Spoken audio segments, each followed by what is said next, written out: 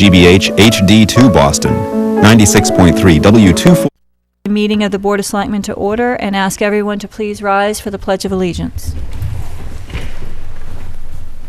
Pledge allegiance to the flag of the United States of America and to the republic for which it stands, one nation, under God, indivisible, with liberty and justice for all.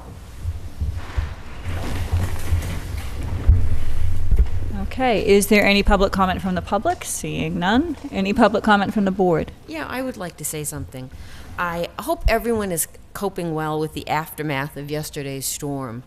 I was very impressed with the quick actions of the first responders.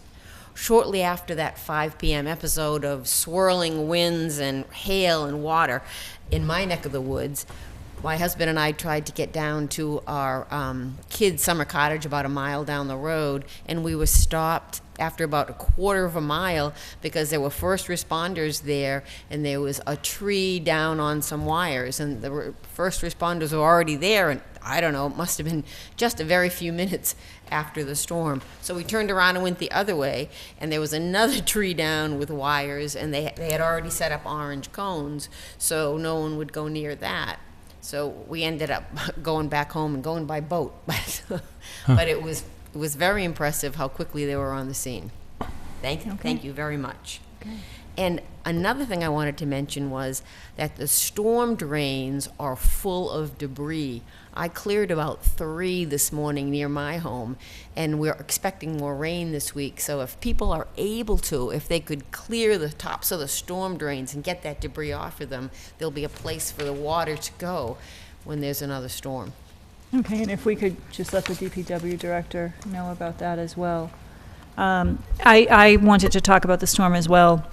And I'm very impressed by the work by our first responders and our DPW director. I think they're doing a phenomenal job of follow-up. And I did want to let the Conservation Commission agent is also going out and looking at storm damage, because a lot of the damage that occurred was centered around the Lake Shirley area. And I just want to let people know, if they did encounter damage on their property and it's within 100 feet of the wetland, just let Conservation Commission know that you're going to be cutting trees or that you're going to be doing work because of the damage to your home caused by the storm. They're just keeping a list so that anyone that was affected, that they can put under one order of conditions. So if they could contact the Conservation Commission office and just let them know that they're going to be doing that work. And the town manager is going to give a further update on the amount of homes that were affected, as well as some of the damage that has occurred, and it's going to include some slides that are going to be playing while she's talking. So we'll talk about that under town manager updates as well. Okay, great. One notice that I'm actually going to repeat during the sewer report, but the Lunenburg Sewer Commission has retained Wright Pierce to design the Lakeview Avenue and Pratt Street area sewer extension project. And one of the first steps is to complete a topographical survey of the project area that includes Lakeview Avenue, Pine Grove Road, Sunset Avenue, Harris Ave, Cross Road, Pratt Street, and Rennie Street. The contractors, Lighthouse Land Surveying, a Massachusetts licensed surveyor, and Karen Environmental Consulting, a wetland scientist, will be in the neighborhood to collect information required for the design of the system. This is going to happen between July 9th and July 31st. They will flag the wetlands, and they will be mostly in the roadways, but may need to take some measurements to verify features on private parcels. All subcontractors will have identification on them and will provide them upon request. Further notice will be delivered during various stages, and you can call the DPW for additional information at 582-4160. And this will be posted on the web page for the Sewer Commission, and we'll see if we can get it on the main page of the town's website as well. Okay, thank you. Anyone else? Okay. Do we have any announcements? No. Okay. Appointments. Now you have this on twice. You have appointments, and then down the bottom you have appointments, reappointments, and resignations. So did you want to take up the... Under the first business Okay, item, okay. sure. Go ahead. Okay. So there are a number of appointments that the town makes on an annual basis, either by myself or by the Board of Selectmen. The list of appointments before you this evening are appointments made under Section 4-2D of the Town Charter, which is town manager appointments, which are up for ratification by the Board of Selectmen at the meeting this evening. These are the same that were on the agenda last week, and there were some questions that were asked last week and a request for some clarification. So I think I'll start with, there are a couple of positions that there were questions about what they actually are. And these are, things that we don't talk about very often. And I added a couple that have been asked about in the past. The races control operator, I don't think anybody asked about it last week, but this has been one that comes up on an annual basis. And this is our radio amateur civilian emergency services. This person conducts one radio test per month with MEMA, which is the State Emergency Management Agency, on the shortwave radio at the Public Safety Building. And the races control operator is part of the town's emergency management team, so if we had a state of emergency or some emergency within the town that we needed assistance with getting information out via shortwave radio, this is the person who does that. This is an appointed position, but a non-paid position. Fence viewer, this was brought up last week, and I know there was a response, but I also included the sections of Mass General Law if anybody's interested in looking at it further. This comes under Mass General Law, Chapter 49, Sections 1 through 21, and essentially the fence viewer is the person who mediates disputes by property owners or between property owners over fences. Next is the field driver. Mass General Law, Chapter 49, Sections 22 through 42, and these sections also address the pound keeper. This individual is responsible to respond to calls of livestock in public ways or on public lands. Obviously, a throwback to older times, but this still happens. And our animal control officer serves as the field driver, and I know. Certainly within the last several years, we'll get calls that somebody's livestock is out and on a road, and she needs to go out and identify where they've come from and get them back to their own property. The forest warden, Mass General Law, Chapter 48, Section 8, responds to and manages forest fires. Our forest warden is our fire chief. And then municipal hearings officer, both Mass General Law, Chapter 40U, Section 6, and Chapter 148A. This person hears appeals of violation notices issued within the municipality. I think the other positions were fairly self-explanatory. I did break the list up into, I broke it up into two different lists. Our police officers, I just wanted to make sure that if nothing else, we got our police officers reappointed this evening. Both our officers that are full-time officers here in the town of Lunenburg are reserve officers for the town of Lunenburg, and the officers that we call from both Shirley and Townsend to provide assistance when needed. So I do think I need to read these into the record, and I'd like to take up these first, and then we could move to the rest of the list if that's okay with the board. Okay, that's fine. I'm just questioning, we read these last week. Do you think we need to go ahead and read them again? Were there Have they any? changed since last They week? have not changed. So if you, or as they were, they actually were part of the agenda, so. Okay. If you would, in the motion, if you want to reference the list. Okay, what is the preference of the board relative to the police officers? I think since they've already been read into the record last week, I don't think we need to read them again. Okay. Okay, I that's would fine with me. Make a motion that the board affirm the appointment of the police officers as read last week and as in the printout provided to us for the town of Lunenburg, the town of Shirley, and the town of Townsend. Is there a second? Second. Okay, all those in favor? Aye. Anyone opposed? Okay. So then, with respect to the remainder of the appointments, I think it's the fourth or fifth page of the agenda packet is the list of appointments. It's the same list as last week with a couple of notes. The inspector of Animals actually is a Board of Health appointment. I think somebody mentioned that last week, and we maintain one list of all the appointments, and when they were sorted through, that one was still on there. So that is a Board of Health appointment. And then the Technical Advisory Committee, I did have one person listed for that, but because it's still in question what this is doing, I'm just taking that off. And then the Town Forest Committee, that's a committee appointment that the Board of Selectmen should be making. So the distinction between policy-making committees are appointed by the Board of Selectmen, and this committee, the Citizen Taxation Committee, they're just implementing a policy, so they're on this list of appointments. Okay, since the list has changed and there's some edits, can you go through and read the individuals and the positions that you were looking for the board to ratify this evening? Yes, I can do that. So Animal Control Officer for 1 year, Kathleen M. Como. Emergency Management Director for 1 year, Chief Patrick Sullivan. Racist Control Operator, Ralph Swick and Janine Swick. Fence Viewer, Robert H. Bowen. Field Driver, Kathleen M. Como. Forest Warden, Patrick Sullivan. Hazardous Waste Coordinator, Carrie Spidell. Hearings Officer, Carrie Spidell. Inspector of Wires, James Sharkey. Assistant Inspector of Wires, John Beery. Inspector of Weights and Measures, Stephen Cullinane. Inspector of Plumbing and Gas Fittings, Gary Williams. And the Assistant Inspector of Plumbing and Gas Fittings, Richard Capanis.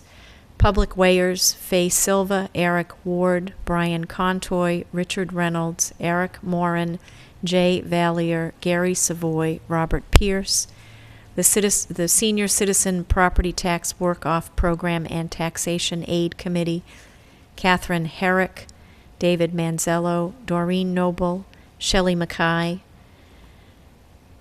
Tree Warden, Jack Rodriquins. Veterans Service Officer, T.J. Blauser. Local Census Liaison, Catherine Herrick. And that's it. Okay, is there a motion? I would make a motion that we reject the appointment of the Animal Control Officer as presented. Is there a second on that motion?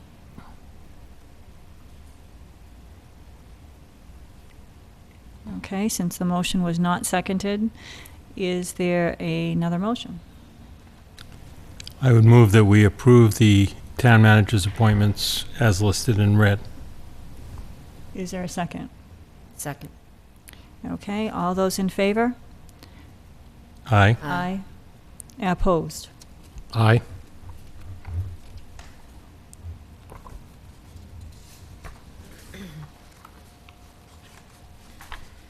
Okay. So the next item on the agenda is further discussion of the fiscal 2015 town manager goals. And before we start talking about that, I do want to just inform the board. One of the things that I mentioned last week is looking at everyone's, going back and looking at everyone's evaluation and understanding what other members of the board wanted to incorporate as goals, I think made sense. I went back and looked at mine, and there were several, which I've added a couple since the actual review. And I asked the town manager tonight to put together a packet for everyone that contains everyone's recommendations.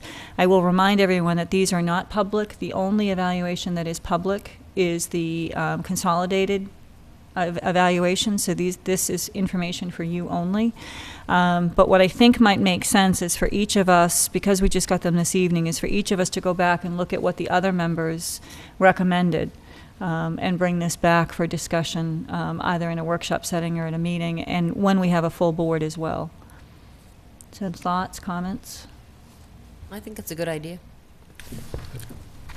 Yeah, I would agree and support a workshop session, and we'll make that point to the chair when appropriate. Okay. Okay, so I think the consensus then is that we will table this for a date when all of us are present, and we will discuss the possibility of a workshop. And in addition, if the town, if, Carrie, if you could put together an overview of what you think as goals, I think that would be helpful as well, so we can incorporate that in the discussion. Okay, further discussion on the 2015 Board of Selectmen goals. I'm assuming we'll do that in the same workshop setting? Unless there's Yeah, I think that makes sense. okay. Mhm. Okay. So both of those items we will table. All right, minutes. We don't have minutes. Warrants. We have a accounts payable warrant in the amount of $118,502. And an accounts payable in the amount of $171,195.08.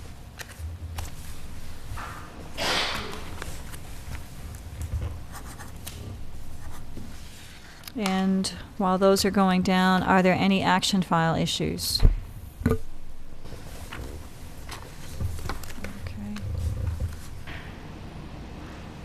Okay, committee reports, Board of Health, No report? Building Reuse. Building Reuse Committee met last evening, accomplished several things, had a good meeting. Kind of the highlights are that we discussed the joint meeting that we had with the planning board and discussed future joint activities, including attending any public input meetings that are planned or going to be held by the planning board on the village zoning efforts. And there was a lot of support for the Building Reuse Committee to have input to those meetings and to be a part and support those efforts. We also discussed, and I'd like to mention, we feel the need for ongoing communication of the work that's going on by the Building Reuse Committee to help the public understand what it is we're trying to do, looking at property that the town has deemed as underutilized or not utilized, and formulate alternatives to be brought to town meeting. The members of the committee include representatives of various different boards in town, Historic Commission, Planning Board, Finance Committee, etc., and also some people who represent architects, business people, developers, realtors, etc., and they're working very hard to put together some reasonable alternatives for to the town at a future town meeting. We continue to try to communicate. There's a piece on the new PAC TV show, Lunenburg 360. The Historic Commission is planning an article in the Ledger, and I imagine there'll be some publication of the outcomes of these citizen sessions. So it's important that we continue to communicate this work and give all of our citizens an opportunity to participate in those discussions. Okay, I have a couple of questions, because I know you guys are working very, very hard on the buildings, and I guess I want to understand the process. Are you taking it building by building and determining alternatives, or are you looking at it as a whole, and when do you intend to come back with the recommendations? I know the initial discussion, there were some recommendations, and now we've added the old primary building into the mix, and I don't know whether that changes things. But just to get an update on where you are with each building, or if you're looking at it as one whole package. It's a difficult question to answer because there are so many pieces to the puzzle. Certain buildings are already in a position where they could be dealt with, okay, sold, developed, etc. Other buildings have been identified as being underutilized, but still have a purpose.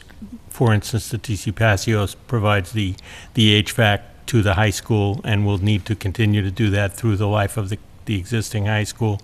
And other pieces of the puzzle have to do with, renovations to certain buildings or moving certain people from one to another. So to answer your question, we're discussing them individually, but the puzzle is one that kind of depends on other pieces of that discussion.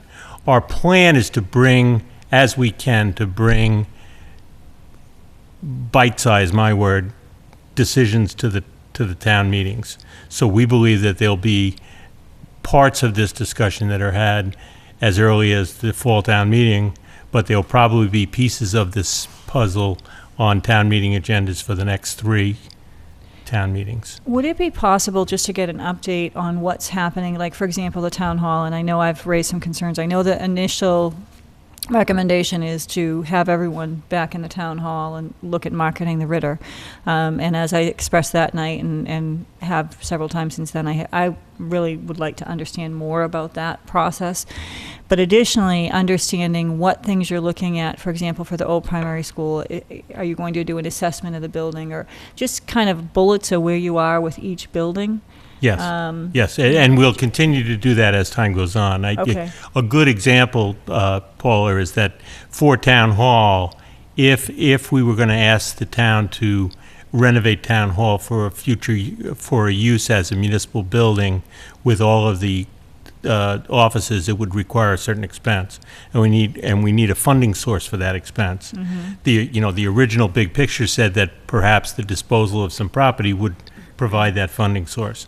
So that's where the kind of the puzzle and the timing come together. But yes, we will and will continue to be able to talk about it as the various pieces become a little bit clearer to us. And I could lay out a timeline, and we'll continue to lay out a timeline as we go on. Okay. The primary school is new to our docket, but we do know that it's already in a position where it is. It's been through the process to the point where it is available for us to reuse it in some way.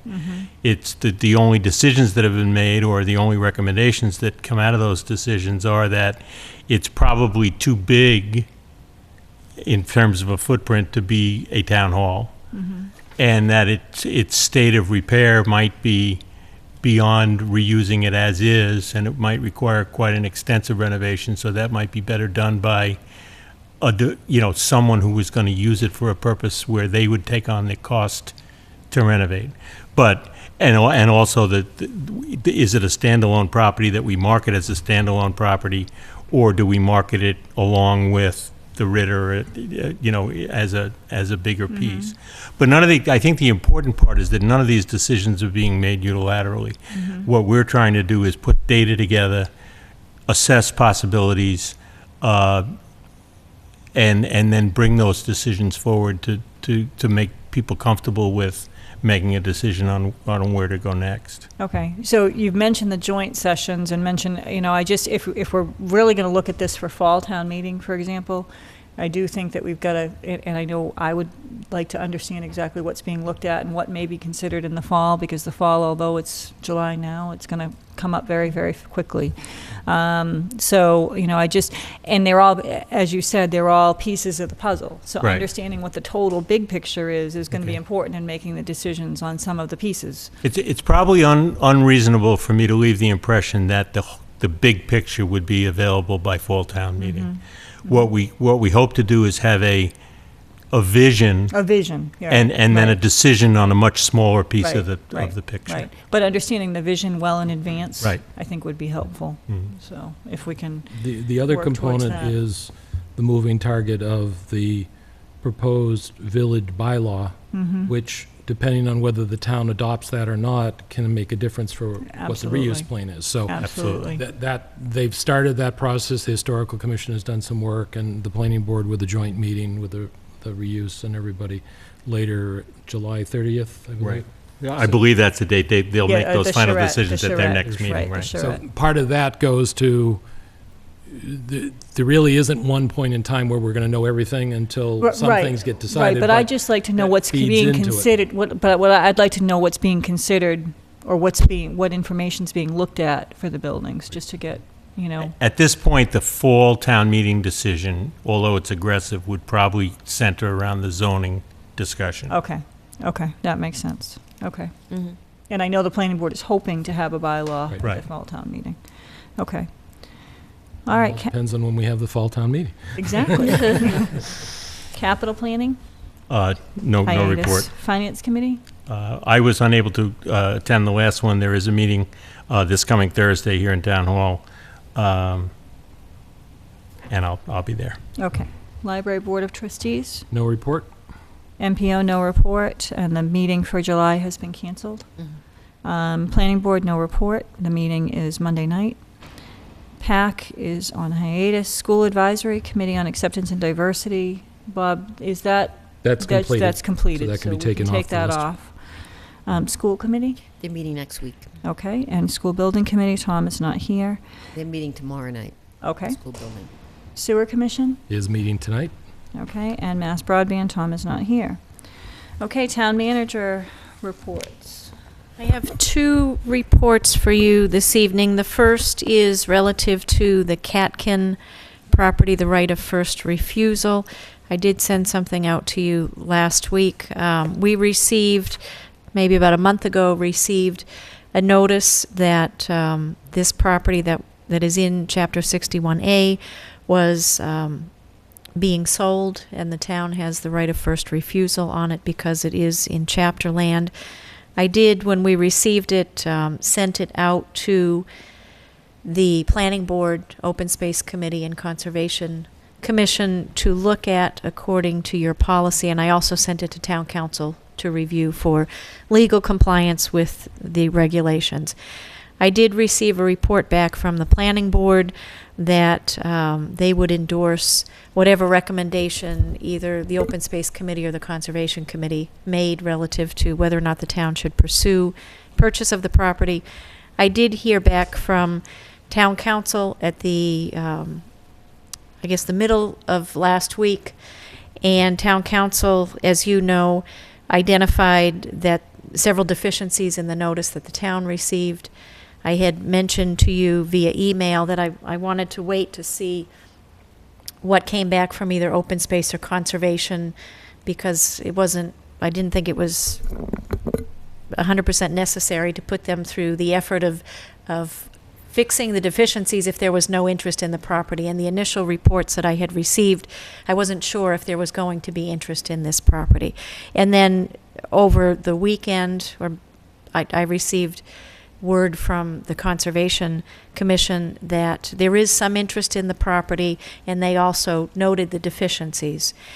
And so I have the letter that I circulated to you last week from Town Council that I think is appropriate to send at this point in time.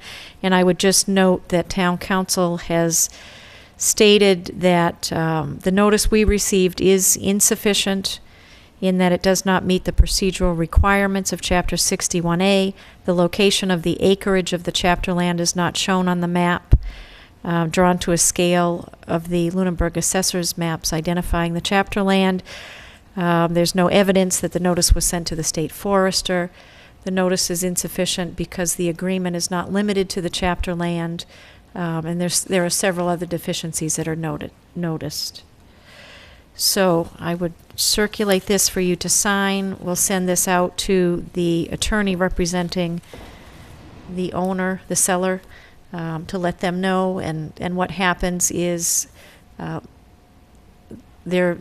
clock restarts, essentially. So the town has 120 days from when that notice is sent to consider or make a decision relative to whether it wants to pursue the property. Is it from when our notice is sent or when they give us a new P&S, correct? Oh. It's from when Okay. they Right. provide Yeah. the Okay. new, I the corrected apologize. purchase and sale. Okay. Okay, I would, I think it makes sense for us to go ahead and sign this. I do know that the Conservation Commission is interested in a portion of the property that abuts the conservation land. So unless there's any objection, No, go sounds good. ahead and sign No this. objection. And then I am just going to move down to the podium to give you an update on the storm last night.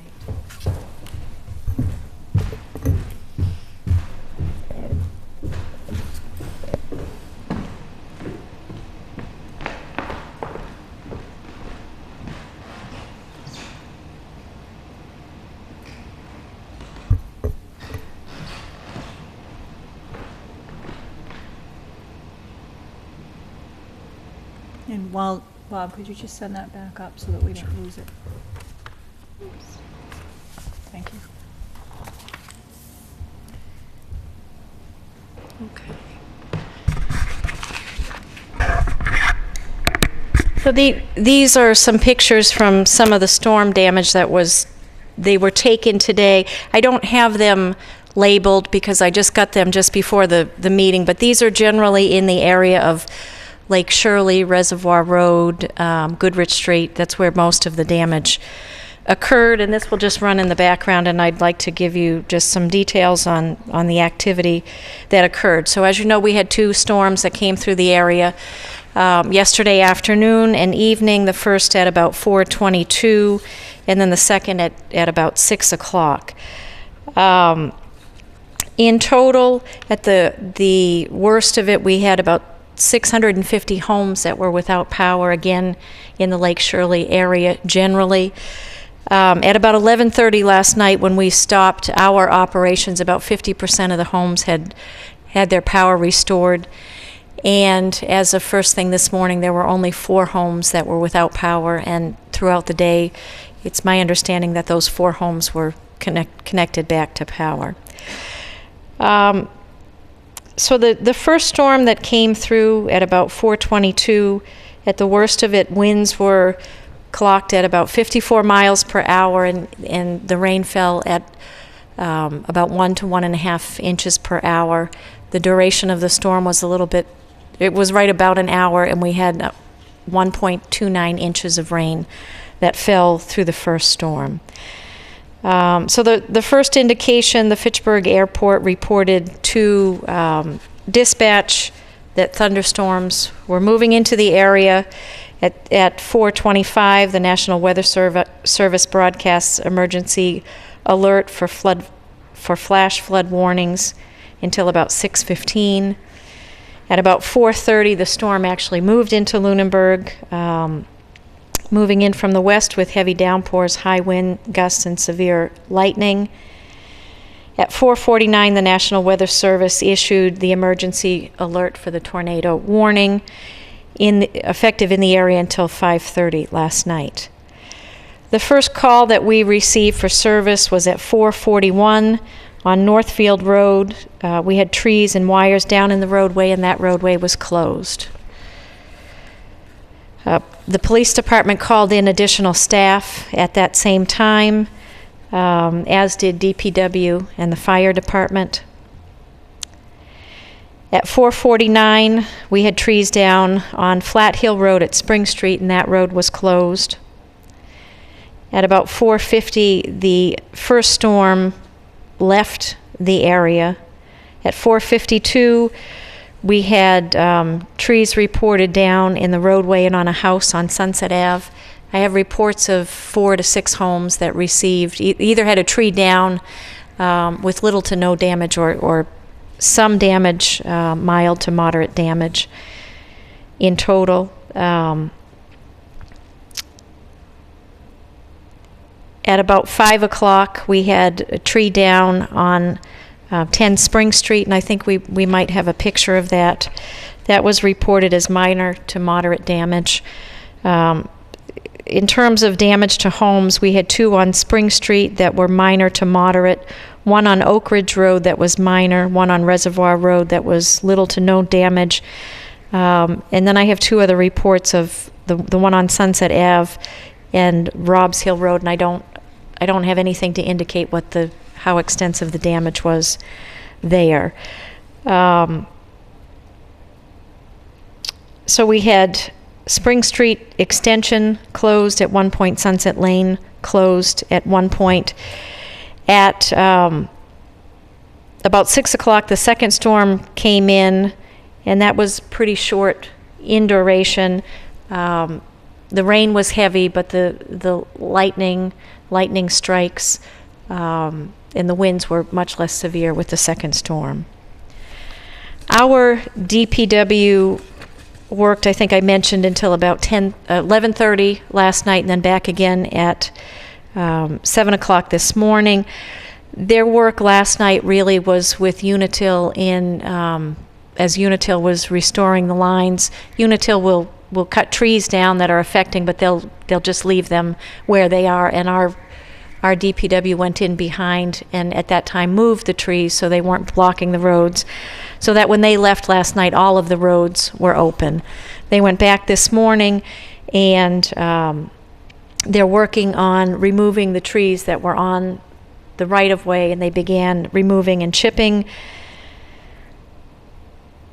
They did what they could. There were several large trees, as you can see from some of these pictures, that we need a grapple truck to remove, and we have one scheduled to come in tomorrow morning to start that work.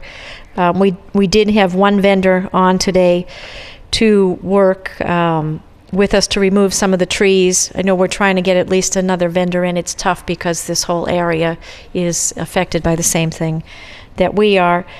But we have several more days worth of work that our DPW needs to do. You know, the emergency has passed, the electricity has been restored. We have a few homes that they're working with their insurance companies to repair damage, but we have quite a bit of work to do yet with DPW, and as Mrs. Luck mentioned, we do have storm drains that need to be cleared, and that is something that I just want to look to see. So I'm just going to read from the report from our DPW director. Beyond the tree work, there are several roadside washouts on Reservoir Road in Goodrich Street. While there are surely other eroded areas, our efforts were concentrated on the above area today, which is removing these trees from the right-of-way. Also, catch basins, and particularly top grates, are full of debris from the downpours and need to be cleaned. Some culverts have become blocked with falling trees and debris. So we will be working on removing that as well. But we definitely have a concern. You can see here some pretty large trees on the sides of the road. Definitely some concern about erosion of roadways, and I think this is down on Reservoir, where that road is in fairly good condition, aside from this that's going to cause some problems. So, we don't have an estimate on damage, but we're probably looking in the tens of thousands of dollars just for the town's activities related to this storm, even though it was a couple of hours in duration, between the extra personnel that we had to call in, and the extra equipment and vendors we need to call in to help us with the trees. We're looking at something that's fairly significant. And, I did receive reports last night that it's likely that there was a microburst in the area. If you had an opportunity, there's a home on Goodrich, I believe it's on Goodrich Street, that I think one of these pictures with the vehicle, damage to vehicle, is from that property. Additionally, there were about 20 or so trees in that property owner's yard that came down as a result of the storm with nothing on either side. So that is probably indicative of a microburst down, and that was on Spring Street Extension, I believe. So I think probably for next week or the week after, we have a little more detail on final cost, but this is what I have for you this evening. And I'd be happy to answer any questions. Does anyone have any questions? I guess, does the state ever provide any money when it's a situation like this? Well, we have a lot of experience with declaring states of emergency. If we were to declare a state of emergency, there's a process that we can go through for reimbursement that's actually federal, and it comes through the state. There have been instances where we've had an emergency locally, but it doesn't meet the thresholds. There's a formula, a threshold formula that needs to be met to receive reimbursement. We did have at least one occasion where we didn't meet that, but the state did provide some funding. But even though this event is very severe for the people that are affected, it's not to the magnitude that we would qualify, that this would be a state of emergency that we would qualify for funding, for reimbursement from It's just too federal few or homes state. affected. Yeah. And it really, that and the level of damage. So we could have 650 homes affected to the tune where it would qualify, because they look at the total dollar loss in addition to the number of homes or the area that's affected. Okay, so it's not the costs that are incurred by the community, it's the number of homes affected and the financial impact of to those homes? That's my recollection from the last ice storm, that they came in and they did an assessment of all of the damage in all of the communities that were affected in Worcester County. And it was the county as a whole that qualified. So individuals who did suffer damage to their home or to their property, should they be reporting that to the town? Yes, that would Okay. be very helpful if it was reported. And I think the major damage has been reported because there were service calls associated. If we with could that. put something on the website, however, and I would urge anyone that did incur damage, whether it be to your home or to your property, to please, who should they contact? The DPW department? Would that be the best repository, or who should they let know?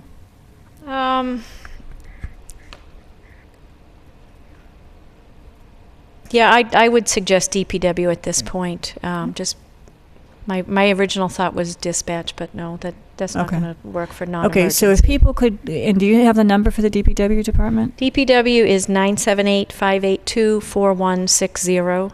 Okay, so again, anyone out there that did incur damage to their property or to their home, please let the DPW know so that they can start cataloging the homes that were affected. And again, that number is 978-582-4160. And if you have any questions, you can, of course, call the Board of Selectmen's office. And if we could post something on the homepage, Carrie, to let people know, just to let us know so that we can start keeping that list. I can do that. I want to make sure we are a long way from being in a position where this would qualify for any reambulance. Right, So and- I right. don't want to give people a false sense of hope that there's going to be something, but it certainly would be helpful for us to know, because at this point I have either 4 or 6 homes documented that received some damage as a result of the storm. Right. So absolutely, again, unfortunately, this may not qualify and we may not reach the threshold, but it certainly would be helpful for us if we can catalog it and keep track of it so that in the event that they did decide to look at all of Worcester County, I don't know what other communities incurred, but if it does grow into a larger event, we at least have a starting point from which to go. And so we don't know yet on the town side the budget impact as of yet, and you'll have a better understanding within a couple weeks. Well, probably within the next couple of days. I do think the work's going to be done. At least the initial work will be done in the next couple of days. I think the biggest concern is the impact to the roadway once we take out some of the trees. As you saw, they're right on the edge of pavement, so that is definitely a concern. Now, are there any options for people? I'm seeing huge amounts of vegetation on people's yards or on their homes or vehicles, and I know, we have yard waste days, et cetera, but are you aware of any options for people to get rid of this debris? We don't have the landfill open for this at this point in time. We certainly could make that available to people, but If we could get some feedback from the DPW director and the police department as to the magnitude of this and whether or not that makes sense for next week. Okay. People have a lot of work ahead of them, and if they have a small yard and they don't have any place to put it, they may not be able to afford to have someone do it, and they want to do it themselves, but may have no place to bring the debris. So, if we could investigate that, that would be helpful. And again, I think what we would offer would be to open the landfill, not to do Oh, absolutely, a not to do the work. Right, collection. right. But even if the landfill was open, that'd be great because people have a place to put it. Right. So if we could investigate that, that would be helpful. 'Cause you can just see from these pictures, there's a lot of debris. Right. Any other questions? Okay, thank you very much for the update, Carrie. And I just want to echo Ms. Luck's comments earlier. All of our first responders and our DPW director and our DPW personnel have worked very, very hard on this, and I just want to thank them for all of their efforts and their responsive to the citizens and all of our best to the citizens that were affected. It was a horrible storm, and having gone through losing 8 trees in my own yard during a microburst years ago, I know how difficult it can be. Okay, Carrie, did you have any other updates? No, I'm Well, I just want to touch on the planning board joint meeting, if you can. I'm sorry, you mentioned that to me earlier. So, we have 2 applications for the vacant seat on the planning board. I distributed those to you last week, or maybe a little bit longer ago than that. So the appointment process is the selectmen and the planning board in joint session make the appointment to fill that vacancy until the next annual election. The planning board has scheduled interviews for the 2 candidates at their meeting on Monday night, which is the 14th, and have asked that the appointment be scheduled for your meeting Tuesday, the 15th. You have 2 options to meet the candidates and interview them. Either the selectmen can go to the planning board meeting on the 14th. In that case, we would post a joint meeting note, or I would post an agenda for you for that meeting, or the candidates can be invited to your meeting next Tuesday. It really depends on what your availability is. Okay, I know that the planning board, I believe that they've already reached out and asked candidates to come on the 14th to their meeting. And personally, rather than having people come out 2 nights in a row, I would just as soon go to the planning board meeting. However, I would like, obviously, us all to be able to attend. So, feedback, are people able to attend that meeting, or do you want to? I'd be able to attend. I can attend. The question I have, do you know if that's a televised meeting of the planning board? I'm not sure. I do not believe that it is. Their second meeting of the month, or which one? I'm not sure. I'd have to check. I don't believe that the interviews, I don't believe that it's going to be televised. I believe it's at the planning board. If it's here, then it would be televised.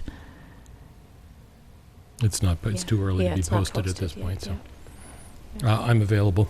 Okay. I'm available as well. Okay. And I'm so almost am I. positive Tom said that he was available as well. Okay, so I think the consensus is that we will attend a meeting on the 14th and then do the appointment itself on the 15th. So the planning board will be attending our meeting on the 15th? Yes. Okay, Do the meeting start at 6:30?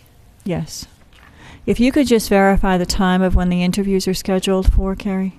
I will do that. Okay.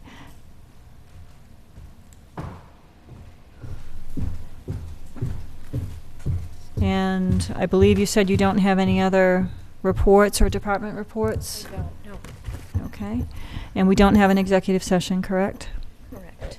Okay. Our upcoming meeting schedule is July 15th and July 22nd. And before we close, is there any comment from the board?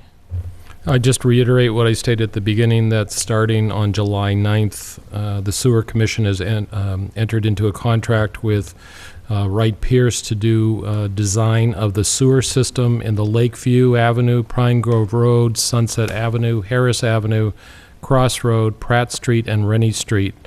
They will be the land surveying company and a consulting company for wetlands will be out mapping the road so that the sewer system can be designed and move forward.